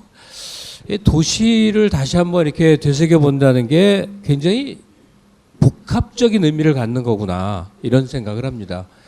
그리고 실용적으로도 또 하나 과거에는 그 국가를 건설하고 제도를 정비하고 뭐 하는 게 다 정치인의 일이거나 우리 손을 떠나 있는 일이라고 생각했는데 한국 사회는 그 점에 있어서는 엄청나게 우리 자신의 개입이 많은 사회가 되죠. 우리가 리더들에게 요구하고 어떤 의견을 반영시키기 위해서 집단을 만들고 실현되는 것도 많이 경험하고 뭐 등등입니다. 그래서 한국 사회에서 적어도 성찰적인 입장을 갖고 있는 사람들이라면 꼭 서울은 아니고 이 도시, 한국에 있는 도시들을 어떤 식으로 우리가 판단해야 되고 어떤 미래 비전을 가져야 되는지에 대해서 이 책이 크나큰 통찰을 안겨주는구나라고 어젯밤 1시쯤 다 읽고 결론을 내렸습니다. 네. 여기까지가 제 책 장사의 얘기고요. 이제 여러분들이 오늘 나온 얘기에서 연장시켜도 좋고 또는 그냥 떠나서 인간 김진에 대한 궁금증도 좋고 플러스 전 국회의원 김진의 전국 전망에 대해서도 좋고 예. 일단 출마하십니까? 아니 마침 또 이게 공교롭게 책이 지금 나오니까 이거 출마하려고 낸 거 아니냐. 네, 이거 요새가 출마철 뭐 맨날 북토크하고 북콘 콘서트하고 막 그러거든요. 김진애 의원 떨어진 데가 지금 글쎄. 행안부 장관 진영 씨의 그 용산구라고. 아니 그거는 거기는 됐고요. 저는 제가 또 지역구 도전했던 데가 마포구 갑인데 요 근처 여긴가? 아니 여긴 서대문구고. 마포구 갑에 제가 무지 싫어하는 것 중에 하나가 세습 정치인이에요. 그러니까 세습 정치인은 좀 갈았으면 좋겠어요. 뭐 이런 생각을 하는데 세습 정치인을 경선을 통해서는 절대로 못 갑니다. 누굴 말하는지는 알겠는데. 그래서 뭐냐면 참 그렇게 뭐냐면은 왜냐면 세습 정치인이 저는 이제 세습 자체를 꼭 나쁘다고 보지는 않는데 세습 정치인이 둘 중에 하나가 될 수 있어요. 그러니까 정말로 그야말로 뭐 선대모가 됐든 아니면 자기의 역사적인 사명에 대해서 굉장히 열심히 생각하면서 일하는 사람이 될 수도 있고 아니면은 대개 정말 세습에서 나오는 여러 가지 영예를 누리는 이런 저가 될 수 있는데 지금 이제 그런 경우가 좀 많이 보여서 저는 하여튼 근본적으로 세습을 싫어합니다. 저는 하여튼 부모와 자식은 절대로 딴 일 해야 된다고 저는 생각을 합니다. 알았습니다. 절대로 알았습니다. 딴 일 해야 된다고 생각합니다. 전 국회의원 김진애 씨가 마포갑 지역구에 눈독을 들이고 있다. 이제 이러고 아마 나갈 겁니다. 그래서 제가 지금 사실은 이제 곧 그런 얘기가 나올 거라서 제가 조금 있다가, 왜냐하면 지금은 패스트트랙이고 뭐 일단 이게 좀 정리가 돼야 뭘 얘기를 할 거 아니에요. 제가 누구도 공격도 못 하겠어요. 왜냐하면 지금 한 표가 아쉬운 판에 내가 누구 마음을 거슬리겠어요. 그래서 요새는 막 눈치 보고 있고, 아마 요게 패스트트랙만 끝나고 나면은 제가 다음 주부터는 아마 제가 트위터에다 여러 가지를 날릴 겁니다. 뭐 이런 사람은 갈아야 되고 저런 사람은 어째야 되고 뭐 이래야 될 겁니다. 그러면 또 막 말이 많겠죠. 근데 이제 그거하고는 전혀 관계 없습니다. 근데 이건 제가 그냥 사석처럼 얘기를 하는데, 일단 한국인의 경제적 이 포텐셜이나 인구 규모로 봤을 때 국회의원이 늘어야 되는 게 맞는 거예요. 한 370명, 400명까지 늘리고, 그다음에 비례가 많아야 돼요. 지역에 일을 할 사람도 필요하긴 한데 지역은 훨씬 광역화시키고 지역에 매이지 않는 비례들이 자기 전문성 갖고 해줘야 돼요. 가령 김진애 의원이 지역에 매여서 경주서 따라다니는 건 참 난 낭비라고 생각해요. 지역과 상관없이 국가 현안에 자기를 쏟을 수 있는 그런 기회를 부여받는 게 훨씬 좋죠. 근데 이게 참 어렵네. 여기만 계신 분들도 의원 정수 확대하면 당장 반발하시는 분들이 훨씬 많을 거예요. 근데 사실은 이 의회 제공되는 예산 총액은 변동을 안 시키거든. 그 내에서 권한을 오히려 쪼개서 더 많은 사람이 뛰어야 되는데, 하여튼 그렇고요. 자, 김진애 선생에 대해서 질문들, 저기 씩씩하게 생긴 남자분. 네. 자기소개 잠깐 하시고. 일어나셔서 하시죠 뭐. 제가 그런 거 절대로 안 하죠. 누구를 모델로 해서 뭐 한다라는 거를 하지 말라고 제가 책에다가 열심히 썼습니다. 벤치마킹 같은 건 절대로 하지 마라. 벤치마킹 하지 말고, 왜냐하면 이 공간이 굉장히 중요한 거는요. 이 그렇게 세상에 면박을 주면 다음에 누가 질문을 합니까? 아니요. 그래도 질문을 할 수 있어야 진짜입니다. 이 세상에 딱 하나밖에 없는 공간이에요. 그래서 공간이 굉장히 중요한 겁니다. 왜냐하면 그게 가령 뭐 똑같이 모방해서 지은 것도 가령 LA에 있는 것과 일본에 있는 거하고는 완전히 다를 수가 있는 거거든요. 그래서 리모트 어디를 벤치마킹 하겠다 이런 얘기는 할 수 없고요. 그 다음에 이제 그거는 안 됩니다. 그러니까 지금 중앙 분리대처럼 돼 있는 데가 아마 유일하게 지금 조금 비슷한 데가 프라하의 신도심에 있는 바출라프 광장이라는 게 있어요. 그 프라하의 봄에 무대가 됐던 데거든요. 그래서 저 가봤어요. 네. 거기가 이제 쭉 가운데가 길고 쭉 긴데 저쪽 끝에 이제 광화문 같은 저기가 있고 그렇죠. 근데 이제 저도 뉴스공장에서도 얘기하고 그랬는데, 광화문 이제 지금 박원순 시장이 재구축하겠다고 뭐 지금 안도 만들고 그랬는데, 저는요, 하여튼 애초에 그 가운데 만든 거는 참 바보 같은 짓이었다고 생각을 합니다. 근데 이제 오세훈 시장이 그때 했을 때인데, 안을 3개를 만들었어요. 또 이제 동축에 놓는 거, 가운데 놓는 거, 서축에 놓는 거, 이걸 해놨는데, 그러고 나서 여론조사를 했대요. 여론조사를 했더니 사람들이 뭐 다 가운데 대답하지 뭐. 우리나라 사람들은 가운데 되게 좋아해요. 뭐 하면 가운데지. 당연히 가운데지. 그러니까 그 여론조사에서 제일 많이 나왔다 이거예요. 그래가지고 가운데가 됐는데, 그러니까 이게 뭐 우리나라의 광장의 지금 제일 큰 문제가 뭐냐면은, 그러니까 광장에서 특별하게 무슨 행사를 하질 않으면 광장이 그냥 아무것도 할 게 없어요. 그러니까 광화문 광장도 지금 보면은 외국인 관광객이 한 번 가서 사진 찍는 거 하고 거기서 행사할 때 거기 가는 사람 2사람밖에 없어요. 일반 시민이 별로 가질 않습니다. 그 다음에는 광장에 비어 있는 꼴을 못 봐요. 왜냐하면 비어 있으면 또 사실 비어 있으면 누가 와서 또 점령을 할지 모르니까 자꾸 거기다 뭔가 기획을 합니다. 그러니까 저는 맨날 시청학 광장을 보면서, 저는 시청학 광장에는 굉장히 제가 찬성했던 사람이거든요. 그래서 시청학 광장을 보면 왜 박원순 시장이 들어왔는데도 저렇게 시청학 광장을 맨날 뭘 하지 못해서 저렇게 안달을 하느냐. 좀 비어있는 거 좀 봤으면 좋겠어요. 저는 광장이. 너무 맨날 광장을 뭘로 채워. 그게 아니라 그냥 우리 사람들이 가서 그냥 가만히 있어도 되는 데가 광장이어야 되고. 광장은 행사장이 아니다 이거죠. 아니. 저는 행사장이라고 생각합니다. 근데 행사장도, 그러니까 그러니까 중간중간에 행사장은 있지만 항상 채워야 되는 일상적인 거를 행사로 채우면 안 된다. 그리고 가끔은 정치적인 행사가 필요합니다. 그런데 이제 저는 이제 저희가 광화문 광장은 이미 촛불 광장으로서 촛불 집회의 이른바 성지로서 자리매김을 했는데 지금 다시 이제 태극기 부대가 이거 저는 뭐 거의 오욕을 하고 있다고 생각을 하는데 이 부분을 어떻게 해야 되느냐가 굉장히 고민스러워요. 지금 고민스럽고 저는 행사 때마다 저도 뭐 여의도에 가고 서초도 가고 그렇지만 이 정치 행사 때에 중간에 영상 세우고 막 이러는 거에 대해서는 저는 지금도 거부감이 있습니다. 그리고 무대 세우고 저는 그런데 그래서 뭔가를 하긴 해야 되는데 지금 박원순 시장이 하는 거는 박원순 시장님 이거 들으면 되게 기분 안 좋아하시겠지만 저는 추진 동력을 잃었다고 생각을 합니다. 지금 추진 동력을 잃은 게 뭐냐면은 보통 광장이 이렇게 바뀔 수 있을 때는요 아주 중요할 때가 있어요. 그러니까 정말 레짐이 바뀌었을 때, 그러니까 말하 처음에 뭐가 변화가 있을 때, 아니면 뭐 대통령이 뭐가 바뀔 때라든가. 근데 이렇게 어떻게 보면 평화로운 시대에 지금 동력을 찾기가 굉장히 어려워서 저는 잘 안 될 거라고 보는데 박원순 시장님 열심히 하십시오. 저는 뭐 박원순 시장님이 열심히 하셔서 시민들 사이에 이거를 어떻게 만들어야 좋을지에 대한 이렇게 생각을 올려만 놔도 저는 큰 기여라고 생각을 하니까 그렇습니다. 그러니까 광화문 광장, 시청 광장이 참 소중하고 다 위치도 좋은데 지금 질문 주신 분 취지와 똑같이 아직은 뭔가 아쉽죠. 뭔가 좀 이렇게 개편이 돼야 될 것 같고, 그리고 특히 1,700만이나 되는 해외 관광객이 우리나라에 오는데 깜짝깜짝 놀란다죠. 그 시위 때문에 경복궁에서 쭉 내려오다가 뭔가 하여튼 변화가 있긴 있어야 될 것 같아요. 근데 김 여사님 책에 있고 아까 말씀해드렸지만 그놈의 벤치마킹 타령 좀 하지 마라. 올바른 본이 따로 있는 거 아니다.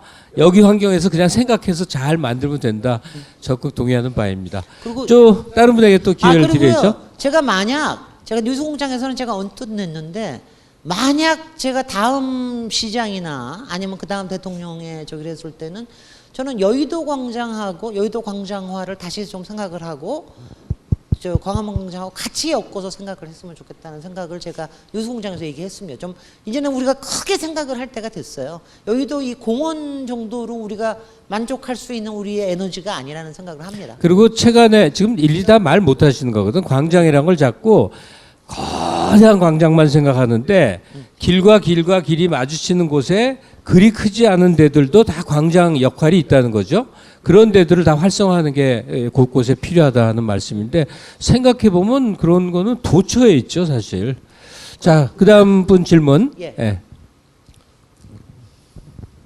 네, 책 잘 읽었고요. 도시 3부작이라고 했는데 책에 번호가 없어서 맨 처음에는 좀 당황을 했었습니다. 근데 두 번째 책 중에서 홍콩에 관한 이야기 질문 드리고 싶습니다. 홍콩이 굉장히 과밀 도시인데요. 청년 주거 문제가 심각하고 집값이 매우 비싼 걸로 알고 있습니다. 근데 이번 시위 사태로 대만 등으로 이민자들이 많이 늘고 있는데 그래서 저는 사람들이 좀 많이 줄어서 앞으로 좀 주거 형태가 많이 변화될 거라고 생각하거든요. 그래서 박사님의 생각은 어떠신지, 그 책에서도 앞으로 어떻게 변화될지 이렇게 물음표로 이렇게 마무리하셨거든요. 아니, 요즘 홍콩 얘기를 하면서 주거 대책 물어보는 건 참 신선하네요. 아니 근데 이제 근데 그게 왜 질문이 나오냐면 최근에 뉴스에 그 얘기가 나와서 그럴 거예요. 홍콩 시민들의 마음 깊은 속에 이번 나온 불만 중에 하나가 그 자치에 관련된 것도 있지만 하우징에 대한 특히 물가에 대한 분노가 바닥에 깔려 있다. 이 뉴스가 최근에 나왔는데 사실 굉장히 맞습니다. 그게 뭐냐면은 뭐 지난 20년 뭐 굉장히 꽤 홍콩에 잘해온 편인데 홍콩에 새로운 인구 유입이 되면서 집값이 굉장히 올라간 거 사실이에요. 워낙에 홍콩에 굉장히 하우징 자체가 열악했는데 그러면서 더 열악해가지고 집값 오르니까 많이 주변으로 떨려 나가고 많이 그랬어요. 그래서 이제 그 문제가 있는데 그 지금 얘기하시는 게요 그렇게 쉽게 얘기할 수 있는 사안은 아니에요. 그냥 하우징 쪽의 얘기가 아니라 이거는 지금 힘의 변화가 있는 때거든. 저는 이제 이 생각은 확실히 들어요. 이게 몇 가지 변수가 있는 게 대만으로 홍콩 사람들이 많이 간다 하더라도 아니면 뭐 다른 데로 간다 하더라도 일단 중국에서 유입이 상당히 있을 테고요. 만약 아니면 중국에서 아예 이런 생각을 할 수도 있습니다. 이제 홍콩 필요 없다. 홍콩의 그런 상징은 딴 데서 분명히 할 수 있다. 상하이든 쉔전이든 딴 데서 할 수 있다. 이런 정책 기조를 가져갈 수도 있어서 어떻게 될지 모르지만 제가 그렇게 될 때 제가 굉장히 궁금한 게 있어요. 이거는 뭐냐면 여러분들 이제 홍콩 영화 많이 보셨을 텐데 그 중경삼님이나 이런 거 같은 거 보면은 왜 홍콩이 막 중국으로 반환될 때 왜 흔들리는 영상을 막 보여주지 않습니까? 근데 만약 홍콩이 그렇게 지금 완전히 디클라이닝 하는 쪽으로 만약 간다면 퇴조하는 쪽으로 간다면 홍콩이라는 도시가 과연 어떤 생지옥으로 변할까? 여러분 정말 그거는요 디스토피아에 나오는 게 될 거거든요. 제가 이제 굉장히 그 흥미로운 게 싱가포르와 제가 그 홍콩을 가지고 얘기를 했는데 싱가포르나 홍콩이나 두 개가 다 홍콩도 굉장히 더운 도시고 싱가포르는 적도에 있는 유일한 세계 도시예요. 그러니까 너무 이상한 겁니다. 현상 자체가. 그리고 홍콩은 생겨난 자체부터 지금까지 온 게 정말 기적이자 이 돌연변이이자 잡종이자 변종이자 뭐 이런 애예요. 이런 게 어떻게 될지에 대한 거는 저도 그러니까 말하면은 그냥 굉장히 흥미로워요. 근데 지금 어디로 간다라고 얘기는 하기가 왜냐면 이게 하우징 그거 하나만의 문제가 아니라는 거를. 그럼요. 네, 그렇습니다. 예, 어쩌다 보니 너무 진지한 정책 토론회가 됐는데 그냥 가볍고 황당한 얘기도 좋아요. 저는 황당한 얘기 더 좋습니다. 이 도시 전문가가 들을 땐 황당한 얘기일지 모르지만 저는 대통령이 돼갖고 당장 하고 싶은 게 되면 서울시를 이 한강 중심으로 강남시, 서울시로 일단 두 개로 쪼개고 싶고 이 경기도도 경기북도, 경기남도 이렇게 쪼개고 한 행정 단위가 너무 크게 맞는 거 아니에요? 그래서 조금 단위를 좀 좁혔으면 좋겠어. 도도 한 10대 개로 쪼개서만 나눴으면 좋겠고. 자, 그래요. 네. 안녕하세요. 저 부산 감천마을에서 태어났는데요. 부산에서 오셨어요? 아니요, 네. 여기 사는데 이제 태어난 곳이 감천마을. 감천마을. 네, 거기서 태어나긴 났는데 이제 자라진 않았고요. 근데 친척집이 많아가지고 명절마다 갔었어요. 근데 명절마다 갈 때마다 지긋지긋하게 거기는 살기가 너무 불편해서 그게 너무 싫었거든요. 그래서 그냥 어린 마음에 마음 같아서는 싹 밀어버리고 아파트나 들어섰으면 좋겠다라고 생각을 했는데 제가 안 간 최근 10년 동안 되게 관광지로 바뀌었더라고요. 그래서 지금도 전 큰 집이 거기 있어가지고 생활들을 하시는데 아마 사시는 분들은 되게 불편하실 거거든요. 아직도 되게 언덕길이고. 그래서 앞으로 감천마을이 어떻게 변해갔으면 좋을지에 대한 박사님의 의견이 궁금합니다. 소위 달동네를 어떻게 이제 이거 굉장히 진지한 문제죠. 다 근데- 밀어붙이고 다 뉴타운 지을 거야? 아니, 해봤더니 근데- 이거 문제거든. 부산의 감천마을이 살아남을 수 있었던 것 중에 하나는 거기에는 고층 못 지어요. 왜냐하면 부산은요 얼마나 웃기냐 하면은 그 피난수도 하면서 능선에 7, 8부까지 올라갔어요. 70, 80%까지 집을 지어놨으니 이걸 거기다가 어떻게 고층 아파트를 안 치냐고요. 그래서 그거는 바로 그런 것 때문에 이제 뭐 살아남을 수 있었는데 여러분 지금 요새 감천마을에 가시면 부산에 가시면은 이제 알술진잡에서 그거 소개하고 그러니까 훨씬 더 요새 사람들 많이 온다고 그러는데 가보면은요 거기 가면은 이제 중간에 그 무슨 사진점, 레코드점 가게, 카페, 식당 같이 하는 이상한 집이 있어요. 거기 들어가잖아요. 벽에 쫙 있는데 거기 뭐냐면은 다 써놨어요. 뭐 미국에서 오고 유럽에서 온 게 아니야. 무슨 엘살바도르에서 오고 피지섬에서 오고 뭐 아시아 어디서 오고 이런 사람들이 다 거기다 써놨어요. 그게 뭐냐 하면은 저는 뭐 이렇게 생각을 합니다. 그러니까 20세기 말 21세기 초에 이 글로벌화라는 게 우리 인생에서의 이 변화는 뭐냐면은 모든 시민들이 다 코스모폴리탄이 돼버렸어요. 어쩔 수 없이 그러니까 자기도 모르는 사이에 코스모폴리탄이 된 거예요. 그리고 코스모폴리탄 내가 꼭 가서만이 아니라 내가 여기서 한 짓이 어떻게 찍히면은 세계 어디서 그렇게 나오고 있듯 뭐 이런 식으로 유튜브 영상에 나오고 있듯이 그러니까 이게 내가 어디에 있든 세계 어디에 있는 거나 다름이 없는 이런 세상에 됐을 때 감천문화마을에 사는 것도 다른 게 없거든요. 그 안에 지금 굉장히 많은 그 관광객들이 엄청나게 옵니다. 그 뭐 부산시에서 이렇게 투자하셨을 뿐만이 아니라 근데 이제 중요한 건 뭐냐면은요 이거죠. 그 이제 요새 도시 재생하고 관련이 돼 있는 건데 지금 요새 이제 최근까지의 문제는 뭐냐면은 되게 그런 데가 잘 되잖아요. 그러면 되게 외지인이 와서 장사를 해요. 그 외지인이 와서 장사하고 단물만 빼먹고 싹 가버려. 아니면은 저기 잠깐 하고 망하고 나가버려. 뭐 이런 식이에요. 그러니까 이제 지금 저도 도시재생에다 계속 얘기하고 그러는 게 뭐냐. 외지인들이 들어와서 토박이가 될 수 있는 터전을 만들어라. 지금 손혜원 의원님 조카가 하고 있듯이. 그거 살면서 자기가 그러면서 거기서 부동산도 취득하면서 이익도 좀 얻을 수 있어야 돼요. 그리고 리노베이션만 할 게 아니라 증축도 하고 이래가면서 좀 이렇게 하는 거를 좀 바뀌어 나가는. 근데 감천마을에 지금 그렇게 되고 있습니다. 요새 가보면은요. 저도 한 5년 전에 갔을 때 요새 가면은 이제는 한 10년 동안 레코드 거기 김갑 선생님 만나면 좋아할 분 너무 있어요. 옛날 레코드 모으는 사람 뭐 이런 그래? 사람들 뭐 이런 사람들이 거기에서 이제 토박이가 되어가고 있거든요. 그러니까 그런 것들이 가능성이 굉장히 많아진다. 특히 부산 같은 경우에는 목포도 그렇고 목포는 사실은 제가 20년 전에 발굴한 가능성을 손혜원 의원님은 겨우 20년 뒤에 지나서 이제 와서 막 열정적으로 난리를 치는데 뭐 목포는 조금 더 힘든데 부산은 훨씬 더 관광지로서 가능성이 있으니까 훨씬 더 그게 저 가능성이 있고요. 문제는 이제 관광으로서의 가능성이 그렇게 높지 않은 지역의 도시 재생은 어떻게 될 것이냐. 가령 부산도 똑같은 지역이지만 감천마을이나 비석마을 빼놓고 다른 지역은 그렇지 않은 지역도 많거든요. 그런 지역은 어떻게 할 건가 이런 게 이제 문제가 되죠. 근데 저는 뭐 이것도 다 마찬가지로 요새는 진화하면 됩니다. 그다음에 옛날 요새 이제 이렇잖아요. 여러분 어디 가서 살 수 있어요? 전기 되고 물 나오고 도시가스 들어오고 그다음에 무선 인터넷 빵빵 터지고 이러면 되는 거 아니야. 그다음에 요새는 다 마을 버스가 있어요. 중간중간에 마을 버스가 있고 또 요새는 저 카카오 앱으로 다 부르면 택시가 그 위까지 다 와요.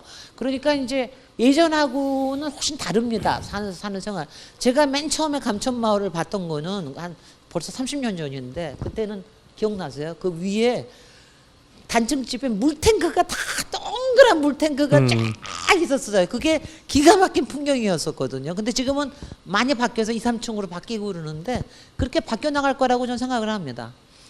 그렇습니다. 그래요. 네. 뜻밖의 여러분들 오늘 오셔갖고 이렇게 진지한 학술 토론회를 하게 돼서. 왜 학술 토론이라고 그래? 뭐 그렇지 않은 것도 있는데. 근데 거듭 얘기 드리지만 이런 대화를 함께하는 사람들이 오늘 자리에 모여 있는 것 같아요. 이제 마지막으로 한 분께만 기회를 드리는 걸로 하고 자리를 마치도록 하겠습니다. 아니 뭐 질문은 많이 하시면 제가 한꺼번에 모아서 얘기하겠습니다. 사사로운 얘기 질문하시면. 상관없고요. 예.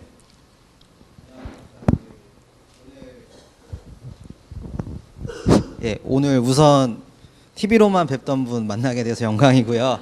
자기소개도 간단히 하시면 좋을 것 같은데. 28살 김영민이라고 안산에서 왔습니다. 제가 드리고 싶은 질문은 정치라는 게 모든 세상 일과 관련이 있는데 특히 오늘 도시도 정치와 관련이 많다고 생각하는데 그리고 좀 전에 말하신 LCT나 뭐 오늘 뉴스공장에서 말씀하신 사랑의 교회 그리고 국회의원들이 지하철역 유치하기 위해서 하는 그런 이권을 위해서 개인 이권을 위해서 그러나 하는 행동들에 대해서 뭐 국회의원으로서나 아니면 건축가로서 어떻게 생각을 하시고 또 이제 그 국회에서 어떤 과정을 통해서 그런 일들이 벌어지는 그런 뒷이야기 그런 네네. 게 궁금합니다. 네, 질문 몇 개 받아서 한꺼번에 답하도록 하겠습니다. 혹시 질문 꼭 하셔야 될 분? 묶어서. 혹시 질문? 네. 저는 그 책에 나오는 DMZ에 대한 그 김진애 작가님의 상상을 좀 우리한테 좀 말씀을 좀 해주셨으면 좋겠고요. 그걸 듣고 저희가 여기에서 영감을 받고 한다면 도시 이야기를 읽은 독자들이 씨앗이 돼서 언젠가 있을지 모르는 DMZ의 어떤 그 생태의 변화라든가 올레길이 좀 더 잘 되지 않을까. 그래서 그 말씀을 듣고 싶습니다. 네. 야 오늘 굉장히 그래. 진지한 질문들이 많아요. 오늘 뭐 아 우리 좀 가볍게 좀 가면 안 될까? 웃다가 가는 자리도 많은데 이게 네. 좋네요 그래도. 예. 아니 뭐냐면 요새는 어디든지 가도 진지한 질문들을 잘 안 해요. 되게. 그래서 오히려 그게 근데 오늘 진지한 질문이 많아서 좋긴 한데요. 그 공간을 정치화하고 공간을 통해서 이익을 받는 거는 인류가 있어온 일에 쭉 있어왔던 일입니다. 앞으로도 있을 겁니다. 그러니까 이거는 그냥 뭐냐면 저는 그냥 삶의 현상이라고 생각을 해요. 그러니까 그거를 꼭 그러니까 나쁘다 좋다를 떠나서 항상 공간을 가지고 이익을 보려고 하는 사람은 항상 있는 겁니다. 그게 어떤 때는 부동산으로 되기도 하고 어떤 때는 뭐 쇼핑 마켓을 만들어서 하려고 그러는 경우도 있고 굉장히 많아요. 그래서 이제 이거는 뭐 깊이 들어가면은 뭐 더 한없이 들어갈 수 있지만 그냥 간략하게 얘기하면은요 국회든 아니면 도시 정치든 아니면 뭐 행정가들의 역할은 저는 이렇게 생각을 해요. 지금 시점에 굉장히 중요한 거는요. 저도 아까 양극화와 젠트리피케이션이 문제라고 얘기했지만은 노무현 대통령이 간파하신 바와 같이 지금 많은 경우는 시장의 권력이 넘어가 있습니다. 그리고 시장의 이 개걸스러운 탐욕이라고 하는 게 정말 극한을 이루고 그리고 그 규모가 예전보다 훨씬 더 심해요. 훨씬 더 크고 그 다음에는 예전보다 더 강력하게 우리한테 덮쳐옵니다. 그래서 저는 궁극적으로는 사실 그렇게 낙관하지 않아요. 디스토피아로 갈 거다 이런 생각을 제가 영화처럼 SF에 나오는 영화처럼 SF 영화에 나오면 보면은 왜 기업들이 도시 만들고 그러잖아요. 그럴 수도 있겠다. 근데 이제 우리가 아직 그렇지 않은 세상에서 우리의 정치나 행정에서 해야 될 거는 최소한의 공공에서 지켜야 될 미니멀한 것들을 지켜나가게끔 하는 게 역할을 해야 된다. 그런데 국회를 통해서 혹은 정치를 통해서 자기 이익만 찾는 작자들이 세력을 차지하게 만들면 그 사람들은 항상 저 이익 세력과 결탁을 해가지고 점점 그쪽으로 가게 만드니까 그거를 좀 조심해야 된다. 그러니까 가령 뭐 저는 책에도 잠깐 썼지만 제가 국토교통위원회에서 할 때 제일 괴로웠던 게 뭐냐면은 사업은 별로 예산은 별로 오히려 신경을 덜 써요. 법안 심의가 딱 올라오잖아요. 저는 이제 많이 본 사람이니까 법안을 딱 보면 이 뒤에 누가 있는지 딱 보입니다. 누가 발의했는지. 발의라는 게 꼭 누구 무슨 민간 사업자만이 아니라 배후에 어떤 정부에서도 이권이 걸려 있는지. 누가 여기 이권을 가지고 하고 있는지가 딱 보여요. 제가 이거 가지고 처음에 소위원회에서 제가 소위원회에서 뭐라 아니 이거 왜 이런 법안을 왜 만드는 거예요? 이거 만들면은 그거 할 수 있는 데는 저기 하나밖에 없는데. 근데 바로 제 앞에 그 의원이 앉아 있었어요. 그래서 그 김성태 의원이었습니다. 그래서 김성태 의원이 저한테 막 고래고래 소리 지르고 막 왜냐하면 저는 그냥 보여서 얘기한 건데 그래서 그 다음에 내가 앞에서 얘기는 하면 안 되는구나.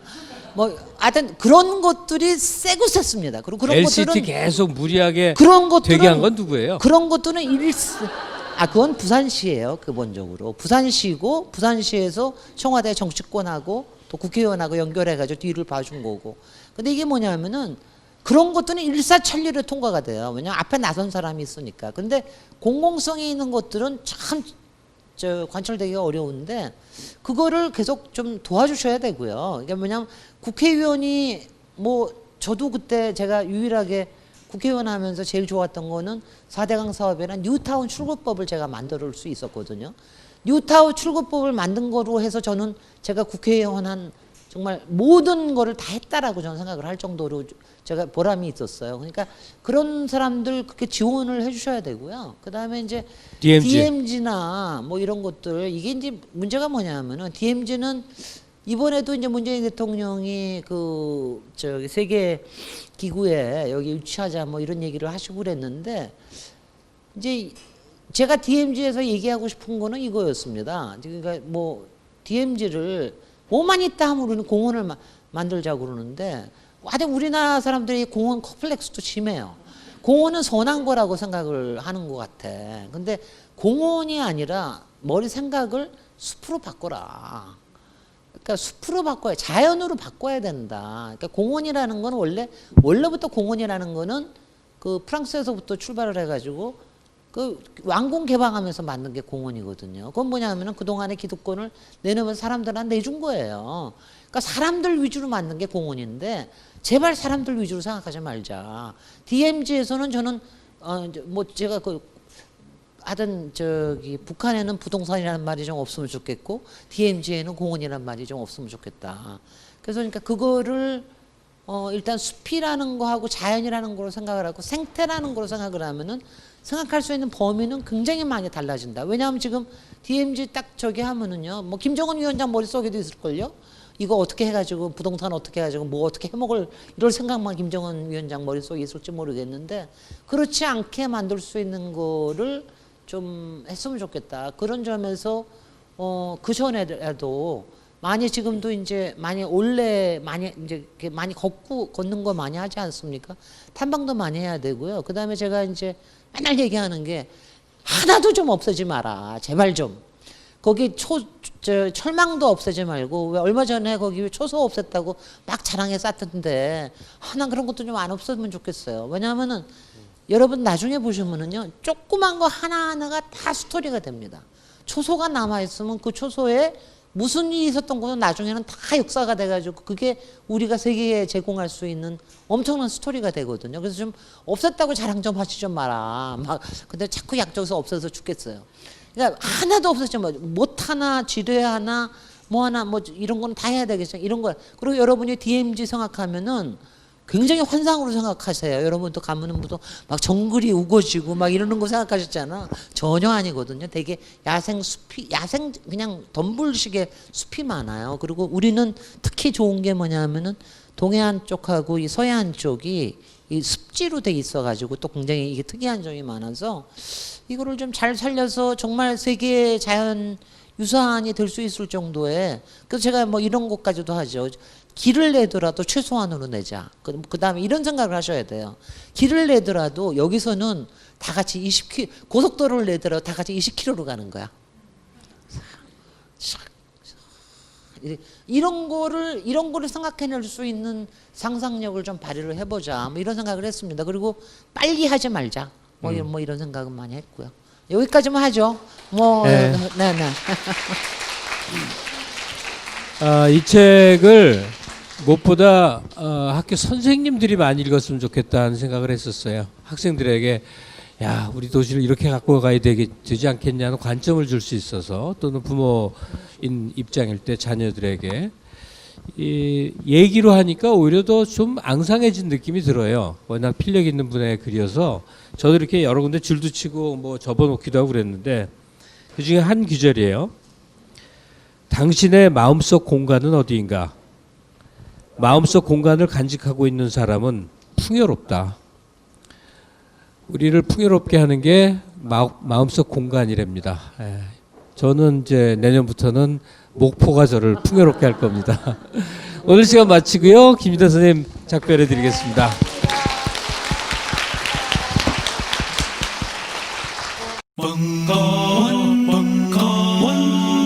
벙커원 특강